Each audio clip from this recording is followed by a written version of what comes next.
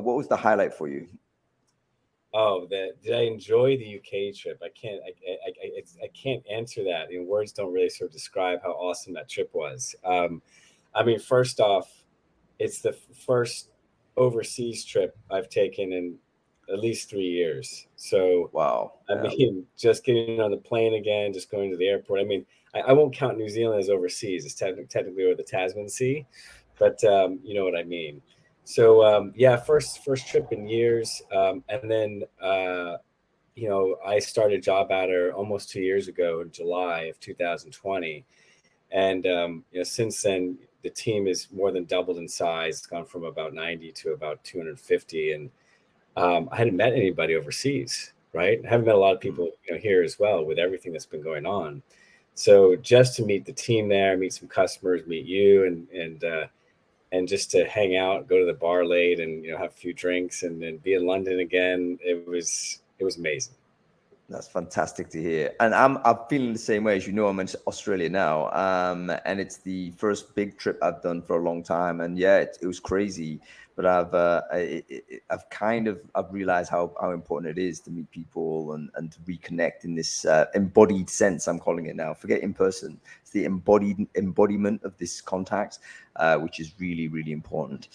Anyway, we should talk about this because CEOing in the remote first world is one of the big sort of elements of the new game now, isn't it, for folks like you? Like, how do you do it? Do you need new skills and stuff? So we'll definitely explore it. But welcome, everybody. We're live. This is Founders Focus, episode 24. And we're shifting it. We usually do this on Wednesdays. We're shifting it today on Friday, really to accommodate my schedule. So apologies for people who are usually expecting this show to happen on Wednesdays. But as I mentioned to Martin, I'm actually in Australia at this point, and we had to do some juggling to make sure these conversations continue to happen on a weekly basis. It has turned into the thing that I enjoy to do the most because I really enjoy speaking to, I call them like recruiting maniacs, people who for some reason think it's a good idea to fundamentally solve the problems of recruiting and to take on these big leadership jobs to try and do that. So I'm really pleased to welcome to the show Martin Herbst, CEO of JobAdder. So Martin, welcome to Founders Focus, man. Yeah, thanks for having me. And you actually, just on your point about the timing, I'm glad that we pushed it from Wednesday to Friday because I'm now day 3 with COVID. Oh, what? I didn't know, man. How are you feeling? No, it's I honestly feel like one of the lucky ones. I sort of got it off easy. I've been telling COVID I'm not impressed. It actually hasn't been so bad. Actually, I'm at home. My oldest son, he tested positive on Saturday, and there's 5 of us here, and then the dominoes started to fall, and so I'm actually doing, I'm pretty all right. So actually happy to be here, all things considered. Okay, well, if you need to take some sort of break or whatever, let me know. I'm sorry to hear that you've come down with illness, but hopefully, fingers crossed, it will be a mild case, and you and your family will get through it okay. It's interesting because it's almost like our mental attitude has to change as well. I'm traveling, I'm meeting a bunch of people. I can't tell you these are super, super safe events. I mean, essentially you are like interacting in close proximity. And it's a matter of time, I think. And we just got to hope the boosters and the vaccines and, where we're at with things is going to be okay for us. But thank you even more so for attending the show, Martin. I usually start it by saying, what important CEOing things have you canceled in order to appear on Founders Focus? But maybe in the COVID scenario, it's simply about getting out of bed for this 1 hour. But what did you intend to do? I mean, is there a typical thing that you do at this time of day? Well, this time of day it was just 12 o'clock, Sydney time. I've got I got that Clockwise app that helps block out sort of that 1 hour, yeah. So for focus time for really grabbing lunch. So I do like to take advantage of that. I had been for years and years and years, and I'm still guilty of this, but would just grab lunch and eat at my desk and just try and work through stuff. And one of my old managers who I had for a very long time, learned a lot from him, always used to chastise me. He's like, "What are you doing?" It's like, "Get away from your desk. Like, just walk away." And so I keep hearing his voice quite a bit, like if I ever find myself doing that. So stepping away and then having like, lunch, and then like, ideally if I am in the office, obviously not right now, grab some lunch with a colleague is the best thing I'll be doing right now. Like for me, the biggest things is not about more stuff to do. How am I actually taking breaks from doing stuff so I can like, just step back and gather myself and just have some moments. You know what? That's actually a really important life lesson, also a really important leadership lesson as well, because I think your old boss, it's amazing that he's had that impact. I'm guilty of this. Everyone is guilty at desk typing away, getting pizza crust in your keyboard and stuff, thinking that you're just optimizing for productivity. But what you're doing is probably overeating. This is a classic way where you eat too much, or you're not concentrating on how you're feeling with the food that's coming in, and you're not doing anything particularly interesting or important as you're eating. There's no way that you're pushing the business in any way forward during that period. You just kind of, it's really just guilt more than anything else. So yeah, you absolutely need to take that break and get away. Let's start there, Martin. I mean, you've sort of worked in big companies. You've had exposure to people who have been great managers, probably some folks that have not been so great in terms of their management style. Can you pick out like one or two characters? When I ask you, okay, who have been the influential people that have kind of helped you build your own leadership style? Can you think of who those people are and what lessons you learned particularly from those folks? Yeah, and I have been in some big organizations. I've also been quite lucky. I feel really lucky, like and really blessed in sort of the environments that I've been in. So it's eBay and PayPal, and for the last for about 15 years before I joined JobAdder, and then some other companies before that.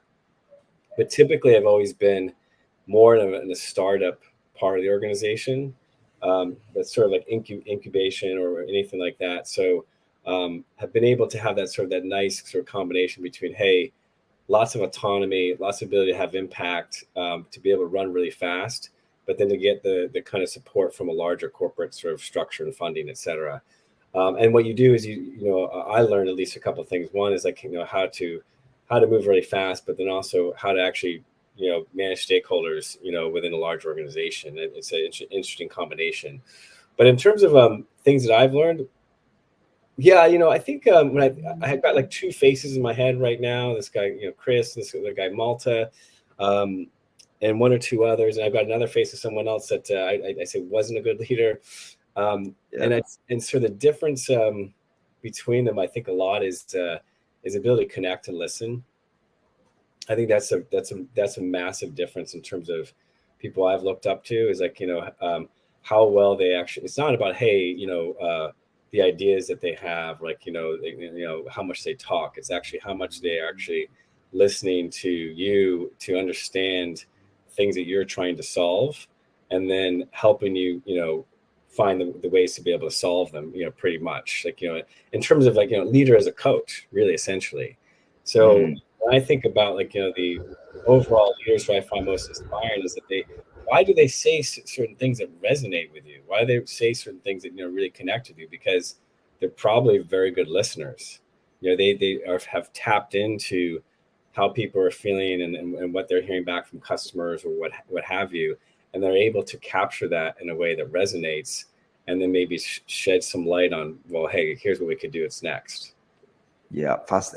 Active listening is the term, isn't it? And I think we're getting better at understanding what that is. But it is not just superficially trying to listen to the words, but what is the meaning behind the words, and what is the motivations that this person is? What are the intrinsic reasons why this person is communicating to you in this way, and the ability to just listen to what the unsaid things, right? Sometimes when you're talking, there's stuff that you're expressing explicitly, but there's also stuff that you're implicitly communicating. And you need to stop and really pay attention to all of those cues in order for you to truly understand what the situation is. Yeah, that's right. And like, just take this moment right now, right? So you and me talking right now, as you're speaking, right? I am taking you in what you're saying, And then at the same time, I'm trying to process and say, okay, hey, what's the next thing I could potentially say? Now, but that's already an issue, right? Because now I'm trying to double process, and I'm losing some of the stuff that you're saying to actually be able to then communicate the next thing. So, and I've seen, like, so I've mentioned 2 leaders that I found were fairly good at that. Have seen another leader, which, I was, uninspired by. And he would be, the guy in the top of the chain, right? And he would be in meetings, and he would be, you'd be trying to do your presentation or talk through what you feel is very important, right? And he'd be on his phone, and he'd be Wow. doing something else. And everyone knew you had like maybe a few minutes of attention to be able to get to your point, and then it was gone.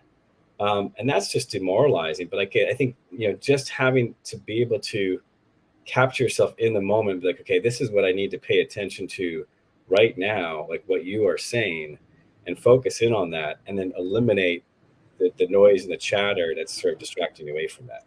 Do you know what? That's a really important point. I think when you're having a conversation and there's like an obvious disengagement from the other side, it's certainly disrespectful. And if you're not able to provide the full focus for that particular point, or you shouldn't have taken the meeting. Just don't take the meeting if you can't pay attention. It doesn't matter the level of seniority you are. If you are busy with something else that's more important at that time, that's totally cool. Just reschedule.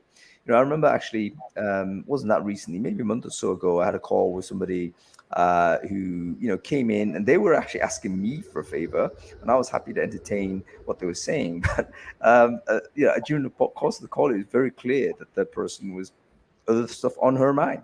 Looking at another tab, looking at other things, and I appreciate she's a busy person. But I was thinking, okay, if that's the case, then let's reschedule this conversation which you asked for. I have no problem with that. I understand interrupts happen, but don't try and continue something, and as you say, double processing, not getting sort of optimal value out of any of those processes because you're splitting time. Best you can do is 50-50, but at the same time, it's like destructive from a relationship point of view. Because my motivation to support this person has obviously been damaged now, because as a human being, you don't want to go in there and waste your own time. And you're more likely to give commitment to stuff if the other person shows the minimal degree of commitment to you. Startups always talk about minimum viable product. What's the minimum viable respect, right? What is the minimum viable commitment? But yeah, really interesting to know that CEOs oftentimes, obviously super time constrained. There's always going to be a list of things that you can't do, right? So you have to say, I should do it, but I can't. So you accept that. And I guess the leader that that was in your mind who did try to do that probably had the view that, what, I can put 30% of my attention here, that's sufficient, and I could do 20% here, and that's sufficient. But it isn't. And I think, what we're talking about, maybe it was in the framework or the context of, being a leader or CEO. But of course, what we're talking about is, applicable to, whatever position you're in, particularly when you're recruiting, right? I mean, if you're interviewing somebody, right, you're talking to a candidate, or you're, having a briefing meeting with a client, you got to be tapped in, right? Otherwise, you're losing, that moment, right? So, and often, by the way, that's a little bit of a signal to me when I know, that the candidate that I'm talking to, because, of course, we're recruiting lots of people. I'm recruiting some people into my leadership team right now. There's a little signal that I'll sort of write down later. Is like, how was I distracted, at all during the meeting, and not as a myself. It's sort of like, well, am I connecting with this person? So sort of that, that focus, that mindfulness, and to be able to connect. I think it's a virtue, no matter, sort of whatever situation you're in. That's actually a really interesting potential product direction for JobAdder. I've been very interested in like a newish category of product on interview analytics, and trying to monitor, because we kind of interview people, but we presume that we are consistent in terms of our own interview attention, our own interview efforts, and so on. But of course, that's not the case, because how we interview someone pre-coffee might be different from how we interview post-coffee. or maybe at the end, you currently undergoing some illness, Martin. So your body and your mind is telling you different things. Your sensations are all different. Are you still the same interviewer if you're fully fit and healthy? And I'm very interested in this sort of category where people are trying to, record screen time, do things like sentiment analysis, do things like interrupts. Do things like how many questions does Martin typically ask during the course of a 60-minute interview? Has that gone up or down during the course of this? And I think I should know that as a recruiter. I want to know that. Yeah, and because if you think about recruitment technology, what are we trying to do, right? We're trying to make the process of recruitment, amplify the skills that we have as humans to be able to make that process even more effective and more successful, right? Humans are at the center of it, right? And that's also what makes the technology or the innovation around it so difficult, right? We're multi-layered, complex, people, beings, etc. How do you, if you're going to automate things, you're going to provide insights, it's a multi-layered way to be able to do that. But when you talk about, interviewing, and I know, you recently spoke to Ryan at Odra, right? And they're doing with video interviewing and how do you capture analytics around that. They're doing some pretty cool things around that. But I agree, and we integrate with them. But what I agree is that they have some stats. I think that judges, their conviction rates, I think, after lunch or something like that, or the end of the day, are 2 or 3 times higher than in the morning because they're just tired and cranky, and which is crazy because of the biases that creep into our judgment. So what can you do to be able to eliminate the biases and have more of an objective view of hey, how you're assessing somebody, right? Because it will be different for me, talking to someone, whether it's in the morning or if how my last meeting just went or what else is sort of hanging over my head. And so how can you use technology to do that? And then how do you actually also use your own tricks to do that? We do double interviews typically at JobAdder. So you have 2 people who are sort of have different vantage points, and you're not just siloing it. Yeah, I mean, one of the best ways to do it is to get multiple people involved, and also on the analytics side, if for instance, that you get hungry, let's say, or then don't do interviews at a time when you're hungry. It's as basic as that. I remember sort of back in the day when I was recruiting for business intelligence business, I was like an interim head of talent there.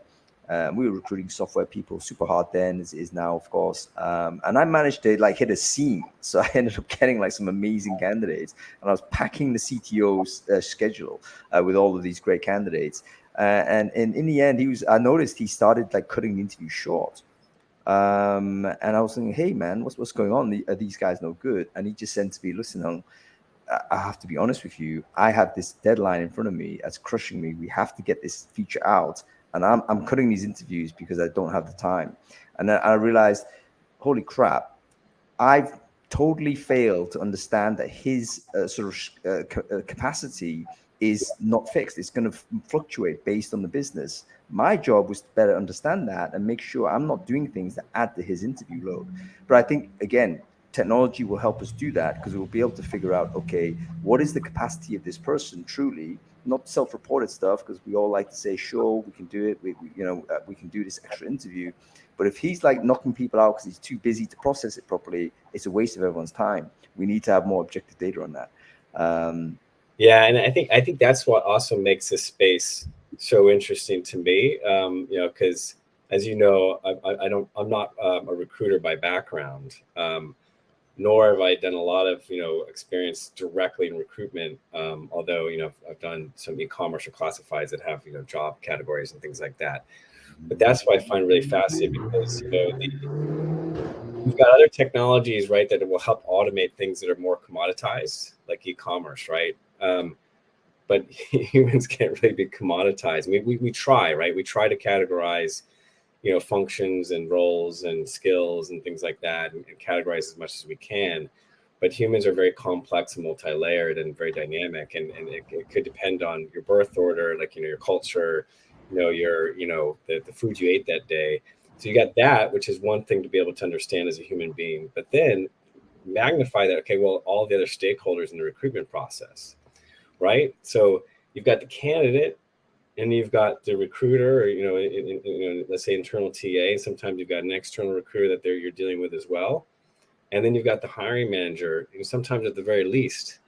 And so, and then that's one thing I've always found frustrating with hiring a lot of people in the past is a couple of things is just getting on the same page. Like, just how are we on the same page as I'm not talking just the external recruiter. Like, hey, make sure that we're thinking about the criteria, what's important from a job spec perspective, what's important in terms of those intangibles for the candidates.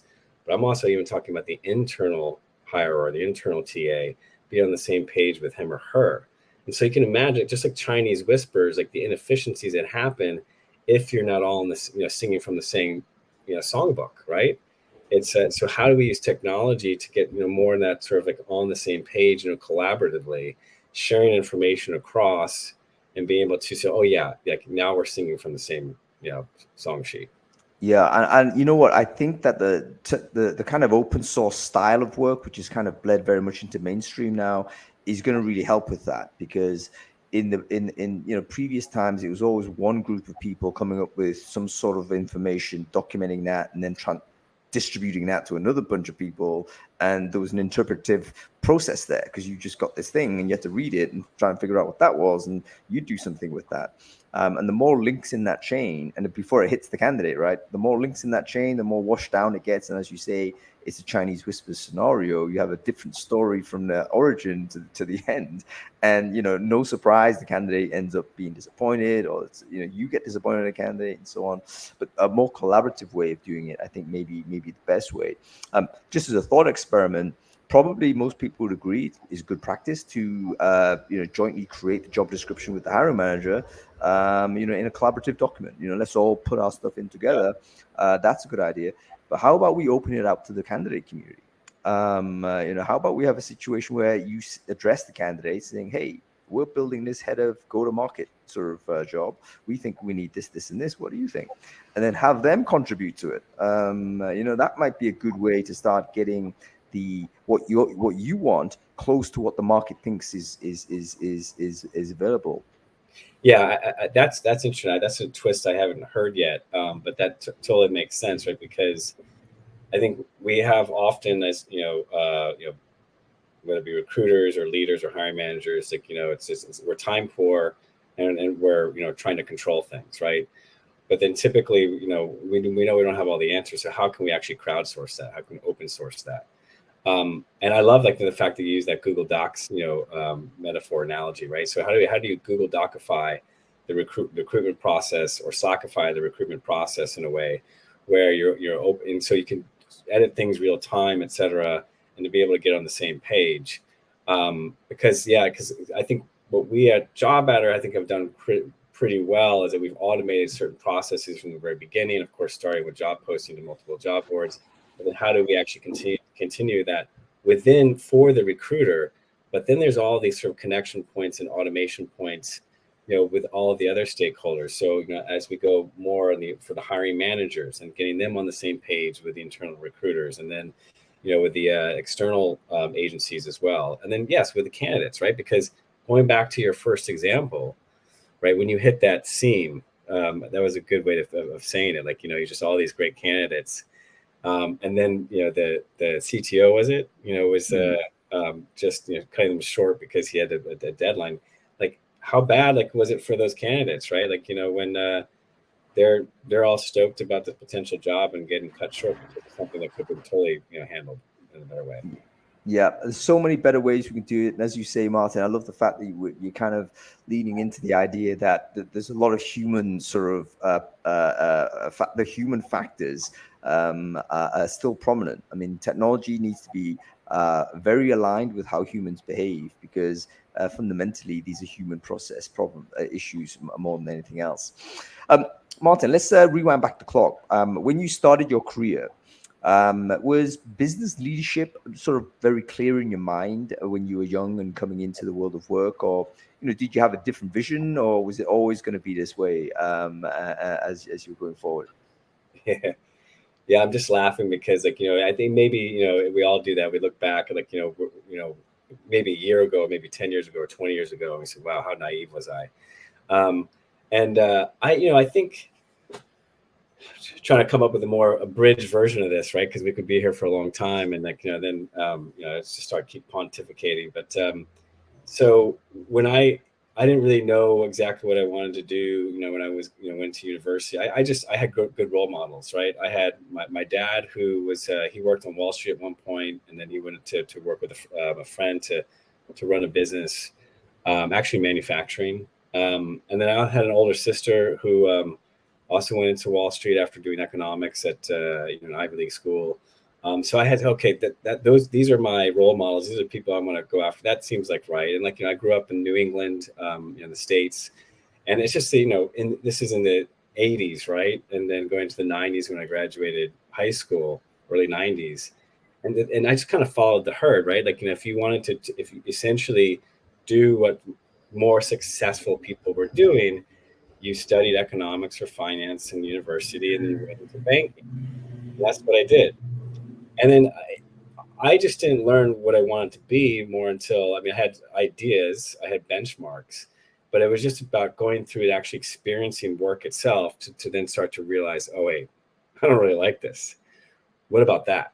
So I went into banking, on Wall Street, I was like, I don't know. I couldn't put my finger on, but I was like, this is not for me. And now I tell you exactly why, but at the point I didn't really know. And so then I said, well, I want to do something that if I'm going to be working this hard, I'm going to be spending 70-80% of my waking hours working, then I better really believe in whatever we're producing, whatever product is, whatever service is, and really love the people I'm working with. And so I didn't know much at that point other than, hey, I love movies and I love entertainment. I want to get into, the business of entertainment. And that led to digital media, because that was a .com boom, and that ultimately led to e-commerce. And so that was sort of more the industry passion. But then I did have a sense that I did have a role model with my dad in terms of running his business, and I felt like that there are moments where, okay, I'm going to follow this path where I want to be closer to decision making, as in informing the higher level decisions. That's why I got into strategy. But this is a nice bridge for me to train up on how to actually take control, take ownership of a business at some point. So it was sort of just a few different bridges along the way that sort of got me to being a GM or being a CEO. But it didn't have it wasn't something I had concocted, way back when.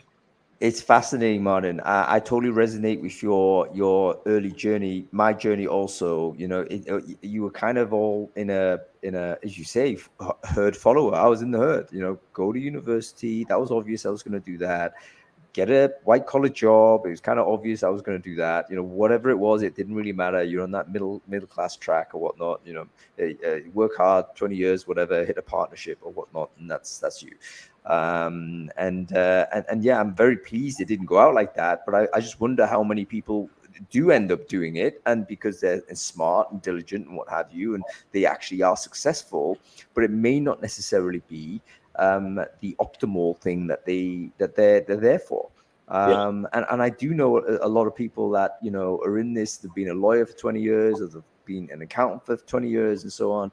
They hate their jobs, and it's like, oh, I get it, and they're just like counting the hours down, the years down before they hit this thing, and then they're out, and you think, oh goodness me, that's like, I wouldn't want to be on that track where you despise what you do, that's tough. There's probably three categories, right? Because you imagine everyone, because there are people, right, who don't follow the herds, right? There are people who, from day one, they're different, they do something different. But the majority of people, right, we're social animals, right? There's a herd mentality. So, but there's probably three categories, right, of those people. One is the people that follow the herd, and then they excel, right? They excel in actually running that rat race, and they like that, right? That's where they get the value, because they are, in the front, right? It's not necessarily the profession itself. They may not love the actual ins and outs of accounting or corporate law, but they love being in the front of it, and being in front of that. Maybe they love that the parts of it as well. And if they're really good, of course you're going to.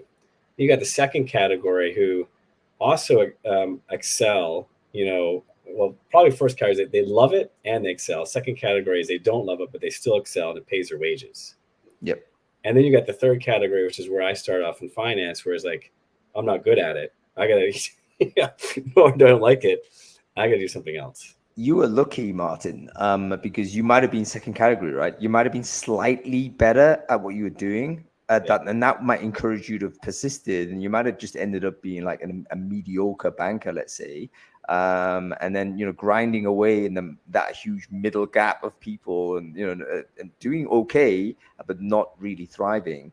And you just wonder how many people might actually be in that boat. I thank God that I failed those entry. So I had assessments when I was going in, and I failed the investment banking stuff. Thank the Lord. I was outraged at the time. I thought, how can I fail these?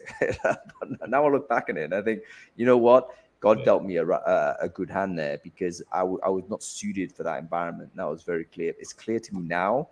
But I'm also one of these that is prepared to grind also. So I know that had I got in, I'd work hard, and I wouldn't fail because of lack of hard work, but I might have ended up being, not too happy or pleased with myself going into that type of world.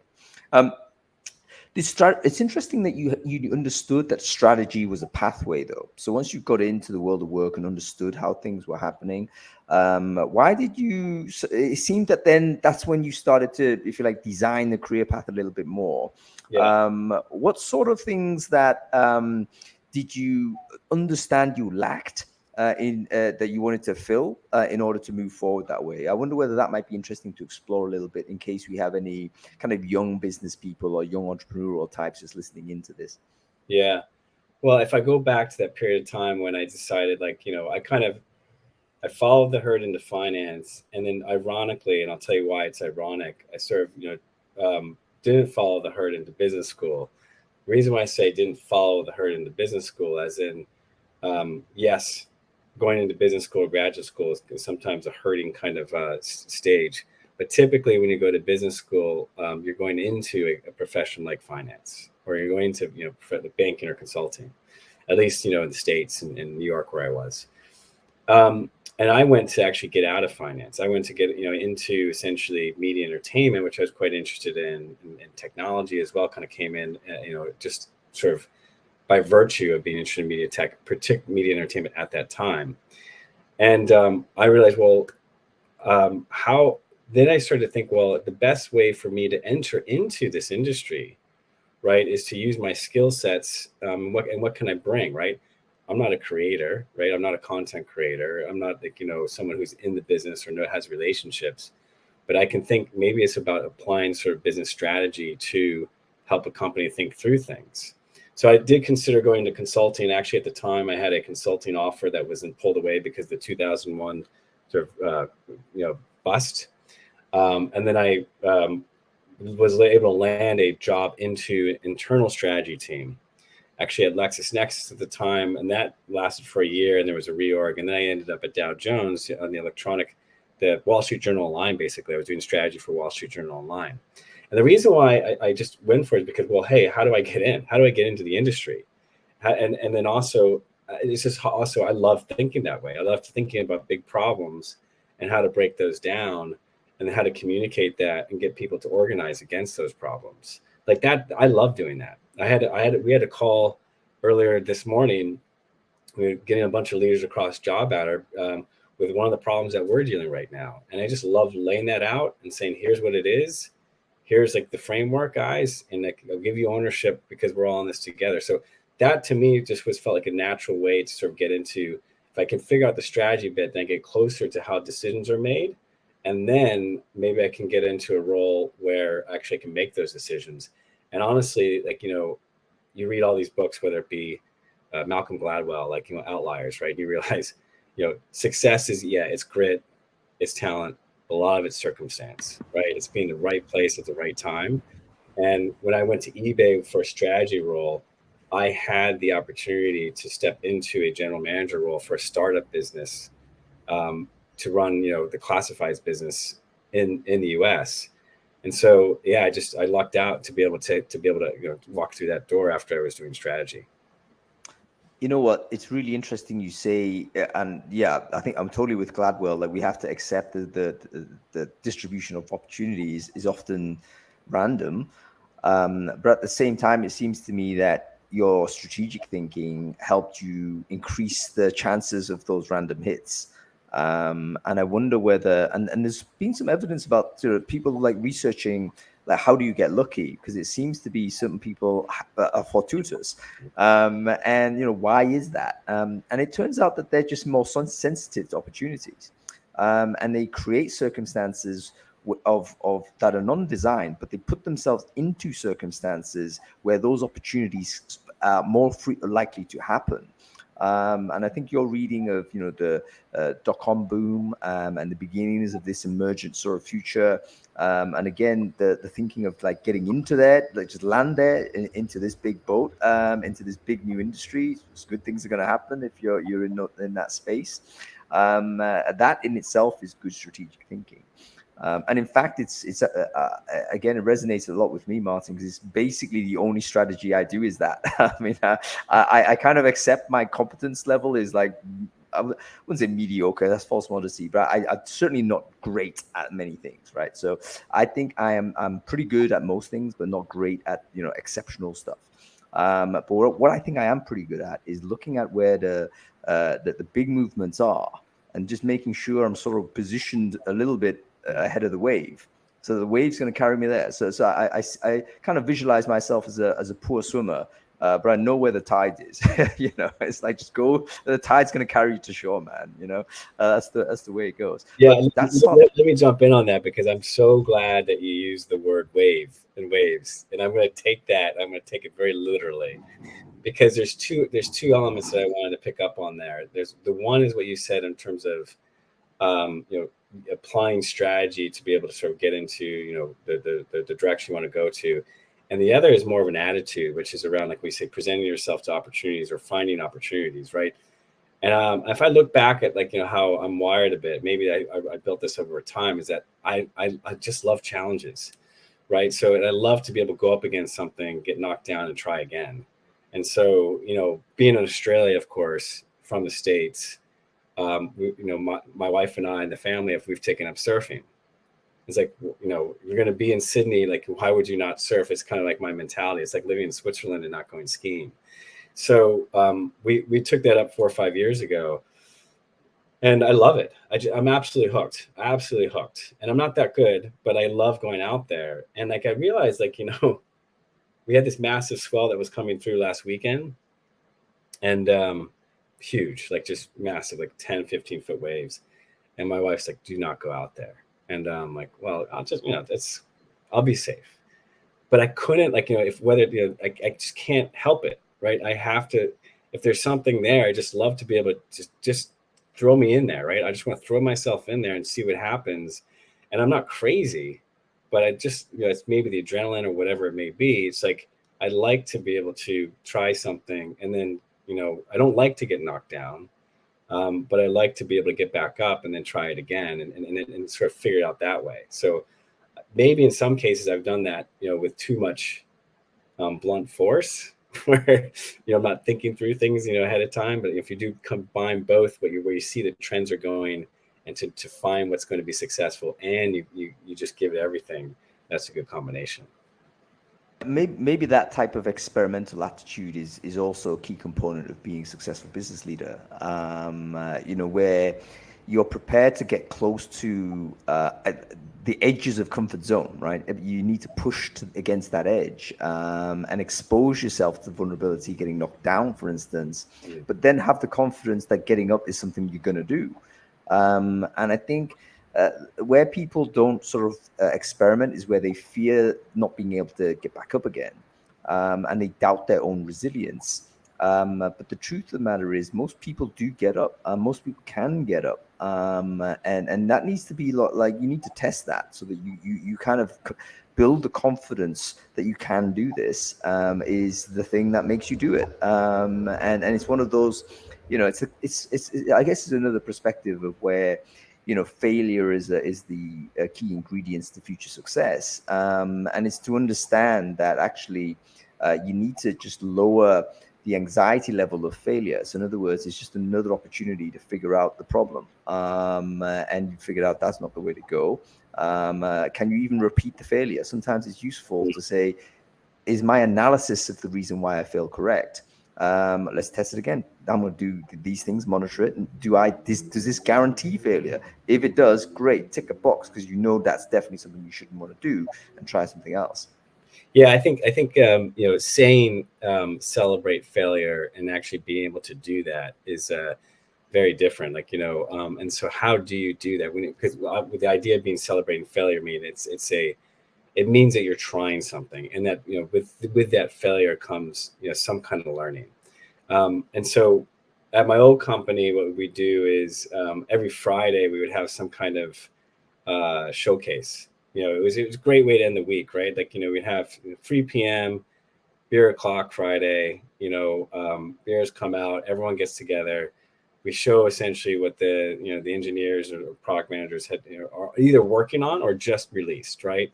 Which is also one of the reasons I love doing what I'm doing, is actually build stuff and then be able to release it and get feedback and see how it goes. And then we realized that we started to get into a pattern of only celebrating the stuff that was successful, right? Just like, hey, yeah, we shipped this and it did that, and then the customer said this.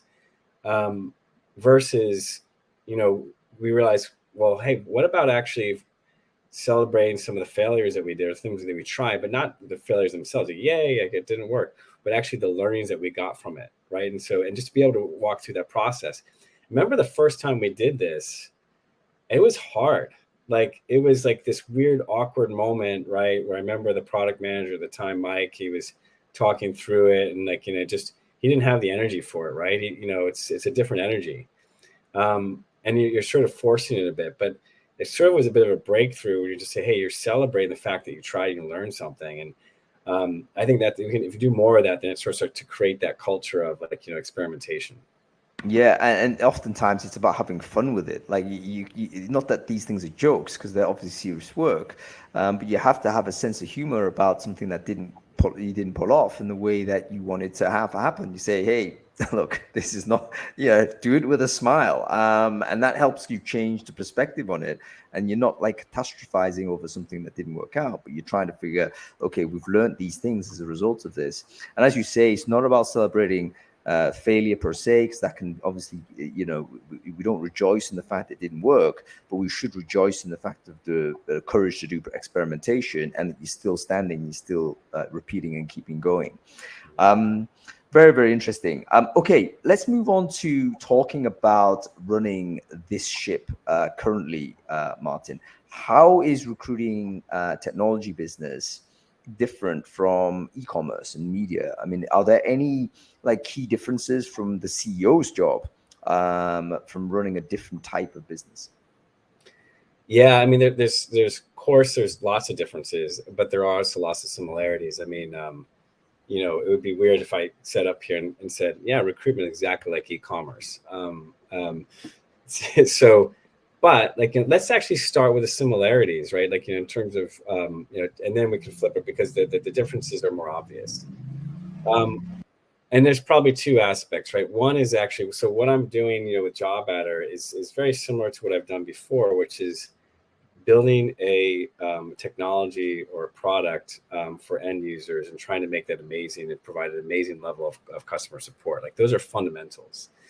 And then, the similarity is the attention to user experience, right? I think, and that's probably one of the assets I can bring coming outside of recruitment, is that although I don't have experience as a recruiter or lots of experience doing recruitment specific technology, I have a lot of consumer facing technology experience.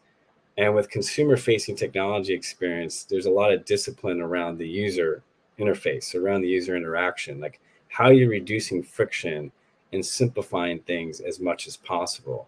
And I think that level of discipline sometimes can be, less common in B2B and traditionally more IT kind of applications. One, because you just don't have that level of, judgment and, adoption because when you build a website, a consumer-facing website, it's a free classified site, for example, you either know right away if people are using it or not, right? The success or failure is immediate.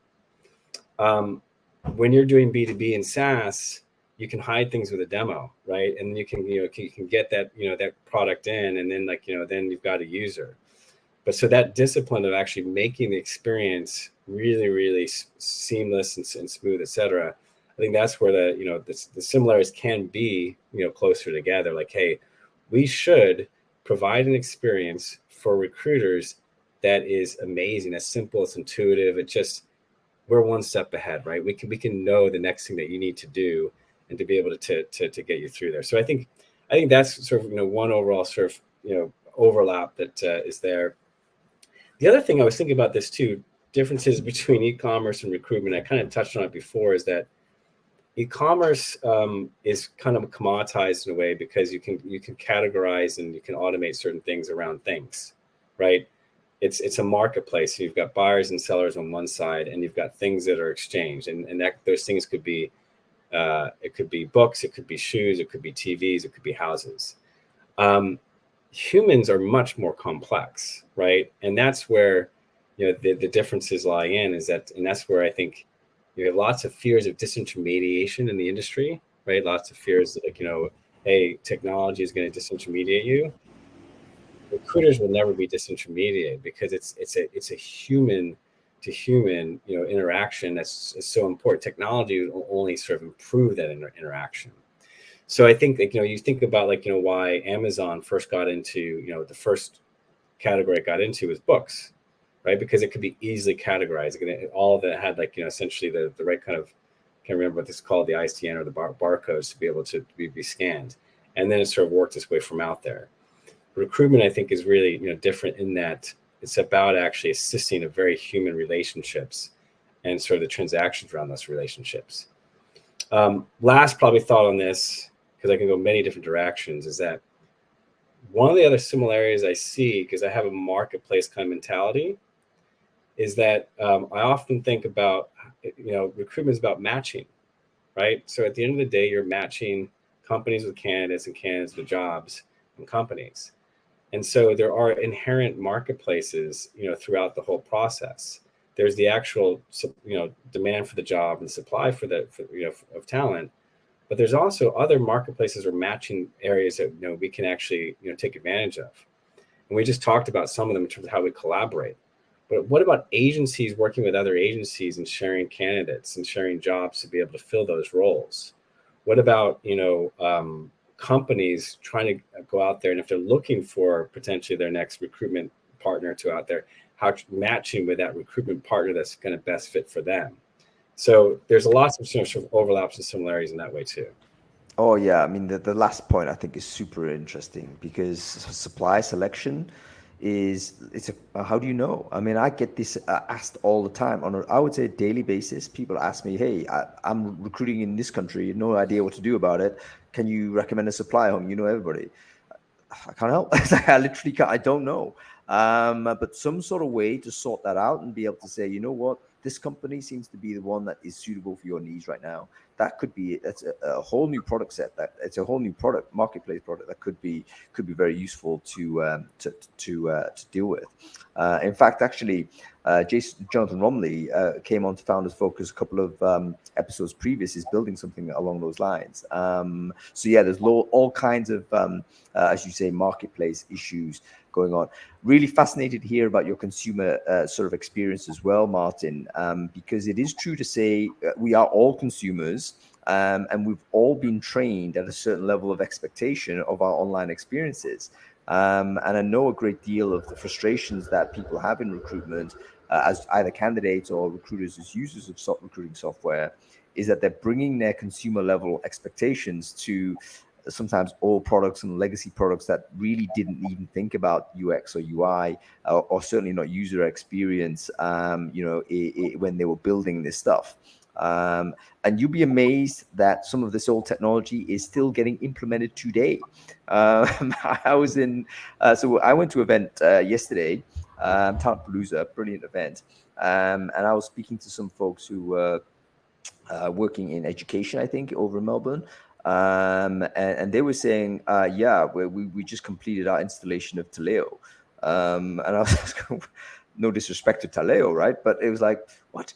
Like, this is the new implementation of, I don't know what you're replacing, right? So they must have spent whatever it is to get rid of what the previous was. And they said, look, the procurement life cycle of this was literally decades out.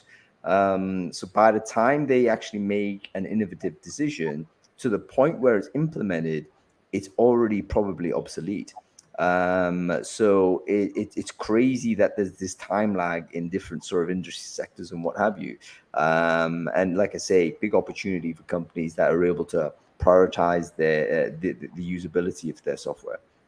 Yeah, and I think that kind of blows my mind in a couple of different ways. It's either, and I think that's, and you would know this very well, like how if I'm making a choice for a new technology, a new ATS, new CRM, where do I go, and what do I trust? Because you even go to some of the the aggregator sites like Software Advice or what have you. All the ratings are very, very similar, right? Like, and there's so much choice if you're actually even taking those steps. And a lot of people don't even take those steps. They're probably just, hey, such and such use this product, so I'm going to use this product as well. So there's either like the actually how the making the choice, and then but that's sort of one sort of thing that sort of just blows my mind in terms of the lack of clarity in terms of, okay, what's out there, what actually is the best fit for you. And the other is actually the fact that like many people don't even invest in it, right? Like and like don't even have, they're hiring dozens and dozens of people, and they're using spreadsheets, or they're using a really subpar recruitment module, success factors or whatever it may be, that doesn't even do recruitment. And like when recruiting talent right now is like the number one priority for all CEOs and leaders across the business, is like the fact that you don't even have something that's dedicated to that, or using spreadsheets, or using a premise-based solution that's decades old. That blows my mind. Yeah, it's incredible, but again, it just shows that certain companies have been able to persist, and certain organizations, institutions, they're not necessarily exposed to the, if you like, the sharp edge of a hostile market, let's say, and they're able to just continue with really old processes. It reminds me of evolution in many cases. Like we're in Australia, for instance, and the isolation of Australia obviously enabled a very unique ecosystem to evolve here, which needs to be protected and preserved, because there's other species that are evolved in different places that actually would be hugely damaging to this ecosystem, because they would be able to outcompete. And I would imagine there's certain segments of industry in certain regions, let's say, or certain pockets that are kind of like isolated. And they've been able to exist in a sort of an isolated format. And as they get integrated, or as they come into contact with, other people, systems, processes, candidates, suddenly those old things that used to work or used to be okay turn into debilitating handicaps. So yeah, it's fascinating. Martin, let's talk about the roadmap. Like one of the things, so it's interesting you kind of came into the job from outside of the business. How much sort of influence, or how much did you put it upon yourself to influence product direction? Or did you, like, I was just wondering, you came in from outside of the industry, you're CEO of the business. CEO often is the person that does have product direction and say, we're going to do this. How have you sort of dealt with, if you like, the domain sort of gap from coming in, and the potential responsibility you have for setting the direction of where you want JobAdder to build? Yeah, I mean, if I came in and right from the start, and then started telling what we should be doing on the product side, then that would be a massive mistake. One, because that's really not the role I should be playing, and two, is be doing a disservice to our customers. So I think when you are a startup founder, that's typically where you start. You're hands-on with the product, right? And you're the customer, you're building it, you're hearing from the customers, and it's very hands-on thing. And sometimes when you scale up, it is hard to let that go. But and that doesn't mean you have to let go completely, but it does mean that you have to give room for people to run that and make and own those decisions. And then your remit becomes a bit different. It becomes, okay, well, how am I actually, thinking about culture of the organization? How am I thinking about, making sure we've got the right funding for the organization? Do we've got the right team? We've got the right org design, and we're setting up the right kind of set up as a team to make sure that we're making the right product decisions. So for me, the first thing was I was quite fortunate where I was brought in, and Brett, the founder who was doing a lot of the product in the past, we had a nice overlap and handover. He also brought in, right before I arrived, Owen Senior, who's our CPTO, both in charge of product and technology, who's also really, really good about building great product and technology teams. He doesn't have recruitment experience, but he's really good about building up product and technology teams and the disciplines around that. So my first question, I remember having this meeting with Owen when I first arrived. First off, I was like, oh man, this is going to be great. I love this guy. I love how he thinks. He's super smart. He's funny as hell. One of the first things we talked about in that meeting was, okay, well, what's our NPS? What's our voice of our customer? What are they saying? And we had elements of that at JobAdder, but it hadn't really been, came through because I remember, at the time I was being recruited for another role too. Actually, it was a CEO of an e-commerce company, and the reason why they were recruiting me is because they wanted me to come in because I knew a lot about e-commerce, and they wanted me to actually solve specifically user experience or product issues. It's like, I don't want to be your CEO if that's what you want me for. And I don't want to hear you as a board member telling me what we should be fixing in the product. That's not what my role is. I mean, yes, I want to have influence over that. And so it's really about the disciplines to make sure, hey, how is our teams tied into what the customers are saying and where the trends are going and see around the corner, so then we can make sure we're steering properly. Yeah, and maybe that's actually the advantage of kind of an industry agnostic CEO, let's say, or someone who's got some distance to the product, because you're not sort of head in the weeds kind of thing. You're basically always operating at the upper level of it, and you can see you can pilot the direction in a different way through influencing and sort of using, leaning on, should I say, key leaders that are already in place. 2022, what exciting things are in the product roadmap for current and future customers of JobAdder, Martin? Can you give us a few teasers, stuff that you've got in the pipe? Yeah, I mean, when we think about the product, we think about JobAdder. I mean, I'm not going to sit here and spew off a big long feature list because that's one of the things that what we like to do is just make sure what we're actually building, what's actually everything that's there. Works really, really well. So again, there's always room for improvement there. So one of the things we'll be looking at is actually how do we get more consistent design and usability across all the different modules and workflows. And it's constantly pushing on that, right? If we're not pushing that, someone's going to come up with a better mousetrap. So that's a lot for the design improvements that we'll be doing. I mean, retain search is continues to be more important for agencies. It needs to go in that way, more of a partnership. So how we're actually building that out, so it's unbundled recruitment basically, and how we can actually support that in terms of that business model.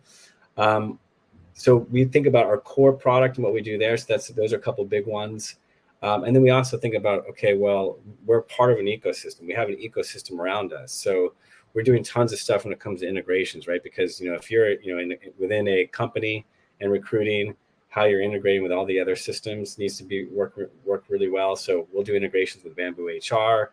We got integrations with QuickBooks, and then also we have integrations. We've done quite a bunch with LinkedIn, and we can continue that in terms of how we integrate with LinkedIn. So ultimately, at the end of the day, we want you to be really successful as a recruiter using JobAdder and leveraging your database.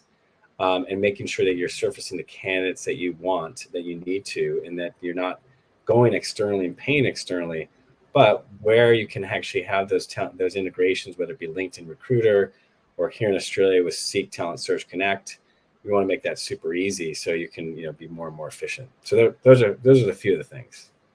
Very interesting. Another question, not related to the product, but more to kind of market strategy. JobAdder, reputed, obviously very strong in APAC and Asia in particular.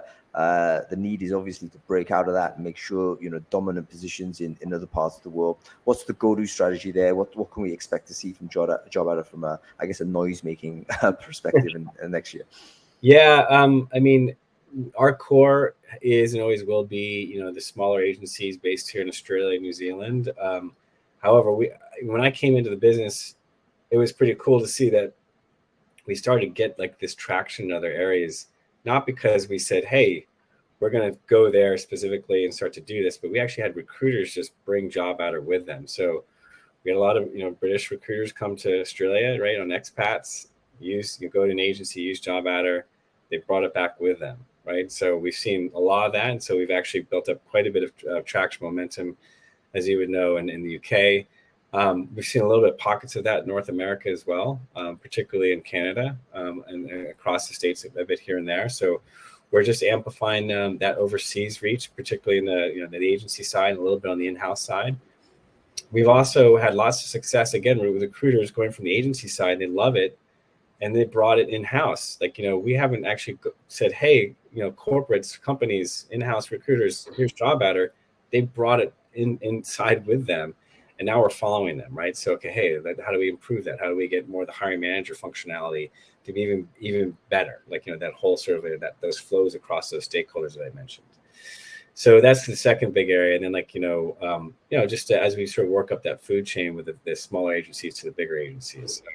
So it's like we're going essentially down paths that our customers are kind of leading the charge from. And I think that's a really successful strategy. If the customers want us, then we try and follow that and back it up. Yeah, I can totally see it's like an organic way of spreading rather than trying like brute force, which obviously requires ridiculous amount of marketing effort. And oftentimes it doesn't stick because the inherent interest in the users is not there for whatever reason it might be. Okay, Martin, we're coming to the very end of the show. So I wanted to just ask you a final question before we let you go on with your busy CEOing day. Advice that you would give to a budding business leader that's coming up, what's the one thing that you could say that this is a really quite important lesson for you to learn it now, otherwise it'll save you time basically if you paid attention to this one thing on your entrepreneurial career? Yeah, I mean, it's coincidental or not so coincidental. That's really about surrounding yourself with the best people. So if you are a budding entrepreneur or you are stepping into a leadership role, or you're going to need people to help out and to go on that journey with you. And just like in recruitment, you shouldn't settle for you shouldn't settle.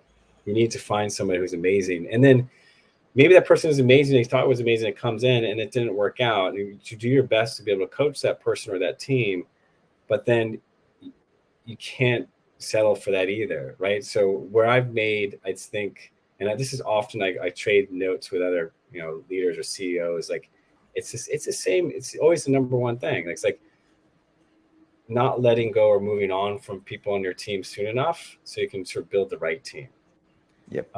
And if you've got the right people and you've got the vision and everything else follows, right? So I think that's really number one. Yeah, so that's it. It's a people business. Every business is a people business, and you've just got to be able to select the right folks to go on that journey with you. Fantastic stuff. Martin, it's been a pleasure speaking with you. I think we could obviously talk for longer, but I don't want to take any more of your time, seeing as you are busy and also ill. So I want to wish you a full and rapid recovery, you and your family. Obviously I'm coming into the JobAdder office next week. I'm not sure whether you're going to be fit enough to be in there, so it'd be a shame if you won't be able to catch up. But if somehow you do make it in some way, it'd be great to see you. But it's been a pleasure having you on Founders Focus, and great to chat with you and learn from your lessons in leadership, man. Thank you for having me. It's been awesome, and hopefully I see you soon. Take care, Martin. Okay, bye. What a cool dude. I really enjoy speaking with Martin Herbst, CEO of JobAdder. He is, and it's a really impressive product, by the way. You should certainly check it out if you are a recruitment agency, whether you're an APAC or not. Okay, that's about it for me. Thanks for listening, everybody. We'll be back. I think next week we're going to be still doing Breakthrough Live. I'll still be in Australia.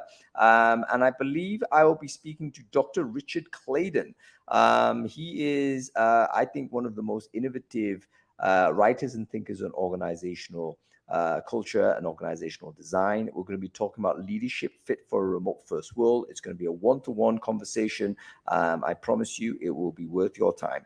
Make sure you follow the channel. We'll give you an update from there. And when we go live, you'll be notified on email and also push notification. Okay, that's about it. Thanks for watching, everyone.